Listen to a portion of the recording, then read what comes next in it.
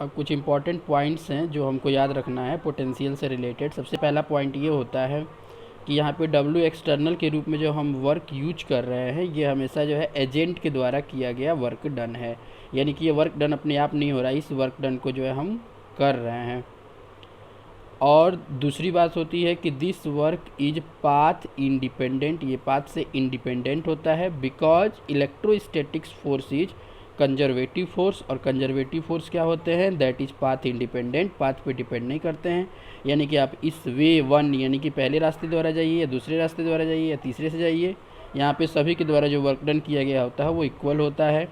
अच्छा, एक और बात यहाँ पे होती है कि यदि हम ए से बी जाएं और फिर बी से ए आ जाएं, चाहे रास्ता कोई भी हो, तो यहाँ पे जो टोटल वर्क डन होगा ये जीरो होगा, क्योंकि यहाँ पे जो वर्क डन होगा वो साइक्लिक होगा। जैसे डिस्प्लेसमेंट में होता था कि किसी सर्किल पे हम चलते थे, पॉइंट ए से स्टार्ट करके फिर पॉइंट बी पे आ जाते थे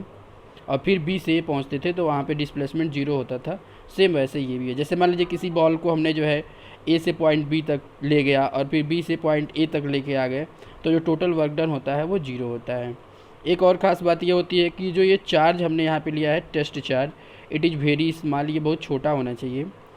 और एक बात और कि electric potential decreases in the direction of electric field, यानी कि जैसे मान लीजिए हमारे पास कोई चार्ज है, इसके द्वारा इलेक्ट्रिक फील्ड की डायरेक्शन ये होती है, हम जानते हैं हमेशा इससे दूर, क्योंकि पॉजिटिव चार्ज हमने लिया है। तो यहाँ पे जो है इलेक्ट्रिक फील्ड की डायरेक्शन ये है, तो इस डायरेक्शन में हम जाते हैं तो इलेक्ट्रिक फील्ड धीरे धीरे डिक्रीज करती है। यानी पॉइंट ए पे देखना हो, पॉइंट बी पे देखना हो, तो पॉइंट ए का जो पोटेंशियल होगा वो क्या होगा, ज़्यादा, और पॉइंट बी का पोटेंशियल जो होगा वो कम होगा।